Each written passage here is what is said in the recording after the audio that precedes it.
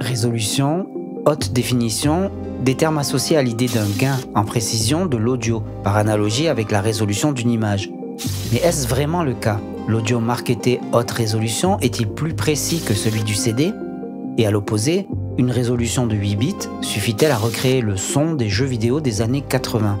Puis surtout, quelle résolution de travail est-elle la plus adaptée à tes projets? Salut, c'est Willy. Aujourd'hui, on va parler de résolution, le temps d'un café. Pour pouvoir enregistrer un son avec un ordinateur, on devra convertir une onde mécanique en tension électrique, puis en signal numérique et reconvertir dans le sens inverse pour la reproduction de l'onde sonore. C'est la fonction des convertisseurs analogiques à numérique et numérique à analogique. Lors de cette opération, on passe d'un signal analogique qui varie de façon continue avec le temps et qui peut prendre un nombre infini de valeurs, à une représentation numérique qui comporte une séquence de valeurs distinctes. On parle alors de discrétisation du signal. Et pour discrétiser, on va échantillonner le signal analogique dans le temps, c'est-à-dire qu'on va mesurer périodiquement sa tension électrique, et ce sont ces valeurs qui vont constituer un signal discret à deux dimensions, pour ainsi dire, le temps qui contient l'information en termes de fréquence et l'amplitude qui concerne l'intensité sonore ou la tension en volts. Afin que cette suite de relevés de tension puisse être traitée par l'outil informatique, chaque échantillon doit être quantifié sur une échelle dont le pas et le nombre d'échelons découlent de la résolution utilisée, et cela implique d'arrondir chaque échantillon à la valeur permise la plus proche sur l'échelle. Quantifier, c'est coder le signal audio en langage binaire, un langage informatique en base 2, c'est-à-dire qu'il est composé uniquement de deux valeurs 0 et 1. Pour une résolution de 3 bits, on aura 2 puissance 3 valeurs possibles, donc 8 mots de 3 bits, affectés à 8 niveaux de quantification. Et pour une résolution de 2 bits, on ne dispose plus que de 4 mots pour coder toutes les valeurs de tension relevées lors de l'échantillonnage. La quantification se fait donc avec une perte d'information d'autant plus grande que la résolution est basse. Cette erreur de troncature, différence entre le signal analogique et le signal quantifié, se traduit par du bruit de quantification. Plus la résolution est basse, plus le pas de quantification est grand et plus les valeurs quantifiées sont approximatives.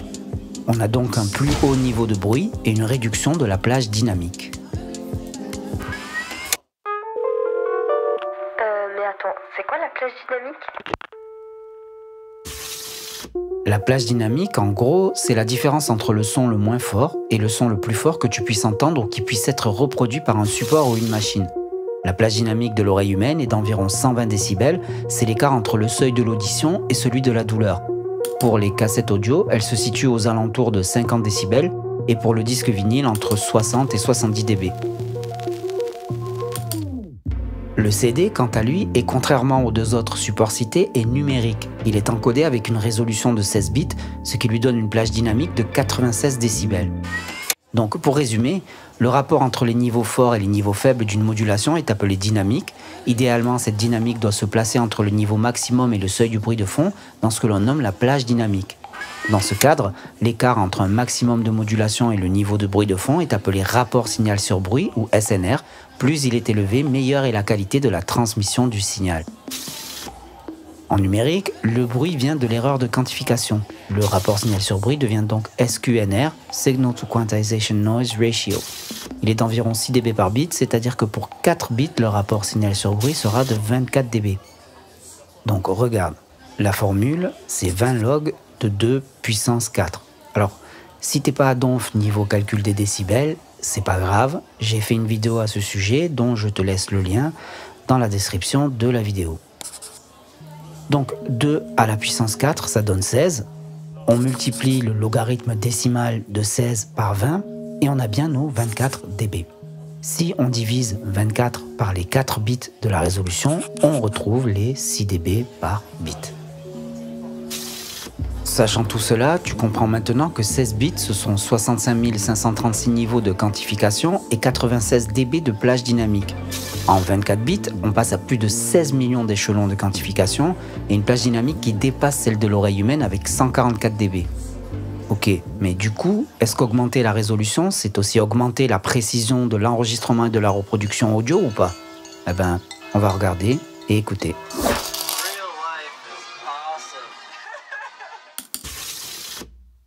Donc là, on a deux fichiers identiques, mais l'un est à 24 bits et l'autre à 4 bits. Et on peut déjà remarquer que les formes d'ondes présentent des différences. Si on regarde de plus près, on a l'impression d'une image pixelisée avec des formes un peu en escalier. En fait, ce qu'on voit, ce sont les paliers de quantification et donc les amplitudes arrondies des échantillons. Alors, il faut bien comprendre qu'on est en 4 bits, donc un signal quantifié sur 16 niveaux seulement, ce qui n'est pas suffisant pour reproduire correctement la forme d'onde originale. Bon, si au lieu d'en parler, on l'écoutait, ce bruit de quantification. Je vais l'isoler en faisant la somme des deux fichiers en opposition de phase, et comme ça, on aura une idée claire de ce à quoi on a affaire. Tac. Et c'est parti. Alors là, on peut entendre que le bruit n'est pas constant. En fait, il est corrélé au signal. Et plus on va monter en résolution, plus il va ressembler à du bruit blanc et baisser en niveau. On écoute.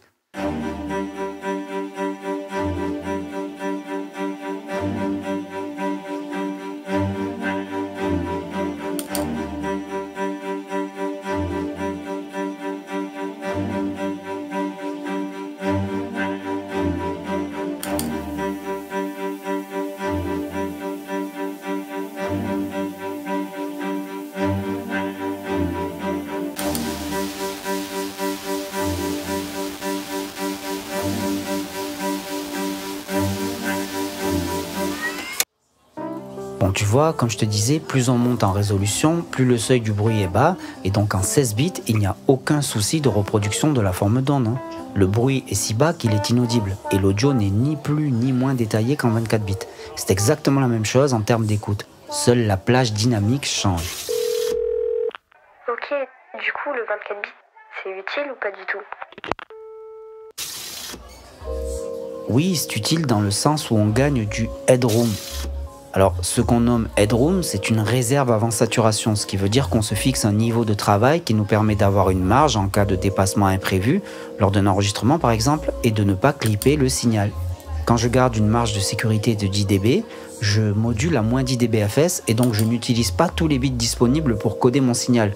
Donc mécaniquement, c'est comme baisser la résolution. Je bénéficie de moins d'échelons et donc mon rapport signal sur bruit est moins bon et ma plage dynamique diminue. Alors, ce qu'il faut comprendre en fait, c'est que le 24 bits n'ajoute pas du headroom sous forme de décibels supplémentaires avant saturation comme par magie. Non, le 0 dBFS c'est le maximum en 16 bits aussi bien qu'en 24. La marge qu'on gagne vient du fait qu'on fait baisser le seuil du bruit en augmentant la résolution. À l'époque où on ne travaillait qu'en 16 bits, on nous conseillait de moduler au plus proche du 0 dBFS sans jamais l'atteindre pour utiliser le maximum de bits disponibles. Aujourd'hui, en 24 bits, le seuil du bruit est tellement bas qu'on peut vraiment se permettre un headroom de 10 dB sans aucun souci. Et ça nous donne un confort dont on ne doit pas se priver. Si tu veux aller plus loin et creuser les concepts dont on a discuté dans cette vidéo, en guise d'accompagnement, je t'encourage à télécharger gratuitement mes fiches du French ou comment bien structurer son gain. J'y parle entre autres de plage dynamique, de résolution, de rapport signal sur bruit. Tu trouveras le lien dans la description de la vidéo. Et puis n'oublie pas de donner un pouce, de t'abonner à la chaîne et de cliquer sur la cloche pour recevoir les notifications. Alors c'est super important si tu veux m'aider à continuer à produire du contenu pour toi. Ma conclusion, c'est que le 16 bits comme le 24, pour de la musique commercialisée et du point de vue de l'auditeur, c'est pareil. Mais chez toi, garde 24 bits comme résolution de travail pour bénéficier du headroom supplémentaire. En ce qui concerne le son des jeux vidéo de mon enfance, on ne peut pas l'émuler en jouant uniquement sur la résolution. Bien que ce soit une des composantes, mais il y a d'autres paramètres comme la fréquence d'échantillonnage, la qualité des convertisseurs et des artefacts comme l'aliasing. Oh, on aura l'occasion d'en parler dans de nouveaux épisodes. Bon les os, j'y go moi. J'espère que cet épisode t'aura aidé à y voir plus clair. On se voit vite, même heure, même endroit. Et n'oublie pas de me suivre pour voir plus de vidéos. Allez, salut.